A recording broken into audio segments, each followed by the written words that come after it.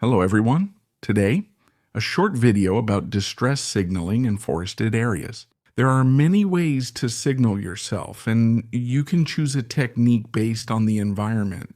Today, we're going to focus on one of the best techniques. You could even say it's the only technique that can be used in the forest, especially in dense forest areas and even in the jungle. So when you have very little equipment, especially no radio equipment, and you want to signal for help in the forest, usually in an emergency, you have no other choice but to use fire and the smoke it produces. So the smoke can usually be detected from several kilometers around and will be especially noticeable to aircraft. So when you're really not equipped at all. There's the classic technique, which involves adding foliage or green wood to your fire to create a more visible column of smoke. So there are several ways to do this. The trick is to create lots of smoke without smothering the fire, which can be difficult but is often possible. A key point is that today's rescue teams often have thermal sensors. There's the fire itself and also the smoke column. Hot smoke will often be easy to locate for rescue teams equipped with this equipment. So depending on the expedition or mission, it can be useful to have smoke flares dedicated to signaling, which will really help the search teams. So the aerial search teams in particular will be able to easily locate you, but also manage their approach. So we have a double benefit. The problem in the forest is that smoke flares tend to stay under the canopy. So even if you manage to find a small clearing, or at best, a high point like a hill, smoke flares tend in the forest to spread out and get stuck, like trapped between the ground and the vegetation cover. While the smoke spreads out, sometimes that can be useful, but for what concerns us today, which is signaling, it won't be effective at all, since we're trying to get a clearly visible column of smoke above the vegetation. So, for the visibility of smoke, you should know that in areas with a lot of vegetation, with a very dense, very green plant cover, it's the white smoke that stands out the best. In desert areas, it's actually the black smoke that will really stand out. So in that case, we'll burn plastic or tires when possible, if we have any. And as a general rule, for save our souls, for distress, for emergencies, we use orange or red. So the technique we're going to look at today is interesting because it will associate fire and smoke to amplify our signaling. Once you know this technique, which offers several benefits, we'll review them. We'll tend to use it even in open areas because in any case, it will optimize our signaling. So it's also important to note that smoke signal techniques are completely ineffective at night and should only be used during the day. So the smoke signals we'll use for an expedition or an operation are professional smoke signals, which are the only ones that guarantee proper signaling. Here, we have equipment labeled International Convention for the Safety of Life at Sea, which is the international standard for sea rescue, but it also works very well on land. So all brands are equally good as long as they're labeled International Convention for the Safety of Life at Sea. We have a compact orange smoke signal under 300 grams that burns for 3 minutes. In good weather like today, it can be seen up to 10 kilometers. Next, we'll try a second type of smoke signal, this one in the leisure category, like here, which isn't really suitable for signaling. So this one is also orange, and its burn time will be 1 minute.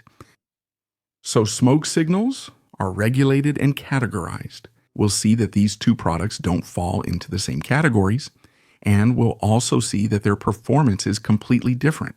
So today, of course, at this time, we don't have any plant cover here for the demonstration, but what matters to us is to have a smoke column that's as vertical as possible, at least up to the treetops. In practice, we'll seek the most open area to simplify the operation. Hilltops are good, mountaintops as well. Signaling is better in those areas. If you need to clear the area and you're in a group, you can partially clear the terrain. The advantage of making this video in winter is that the automatic forest fire detection systems are currently inactive, and there's no severe risk of forest fire. Since in particular he was able to do it extensively, he still needs to remain cautious. And on my side, I'm in contact with the call processing chief at SADIF. So that's the firefighters. That allows me to do this exercise safely. So we start by making a fire, and this fire will have 3 functions. First, we might already be spotted thanks to the smoke and the thermal sensor of the search teams. So secondly, the smoke will give us the direction and strength of the wind. When there is some, it will give us an indication about whether it's relevant to set off a smoke grenade at that moment and in that area. So if the smoke from your fire spreads into the forest, for example, setting off your smoke grenade will be a failure, so it's not even worth setting it off. You have to know that in those moments we don't have much equipment and we really can't afford to make mistakes.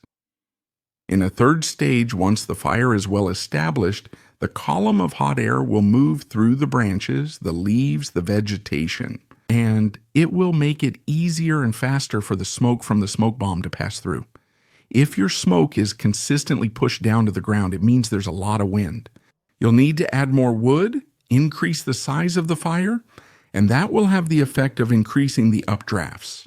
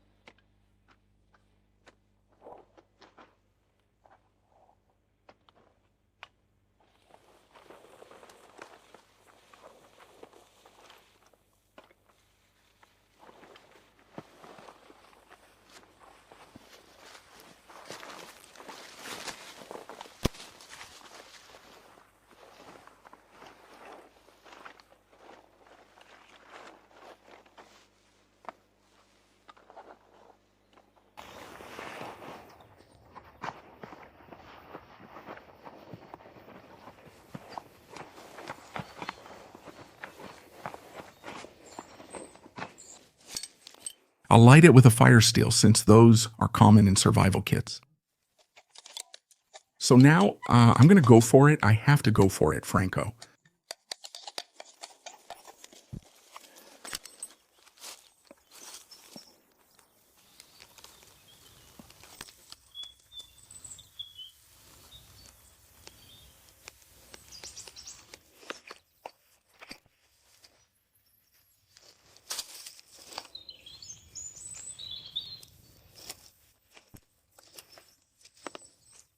The materials are still quite hard to find during this period. A lot of humidity.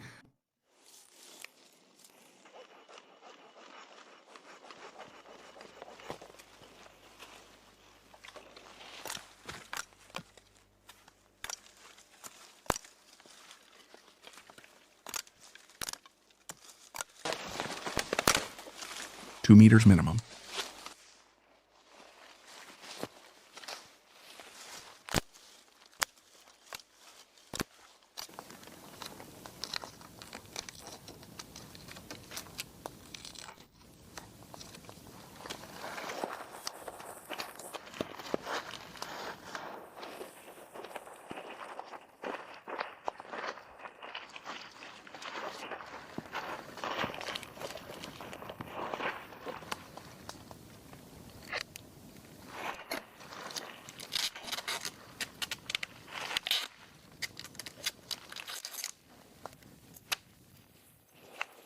So now I'm going to use a tripod,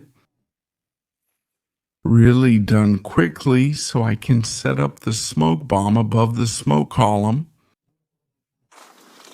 So, to mount the smoke bomb on the tripod, it's better to use tape because if you use string, you'll really have to tie it tightly because there's a chance the smoke bomb will get ejected when it ignites. So you can also wrap tape directly around the smoke bomb when preparing the equipment.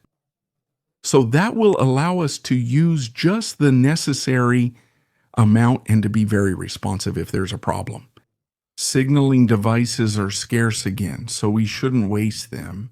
So normally we only set off a smoke flare when we're sure we're being searched for, and we're pretty sure that the search or recovery teams will detect the signal.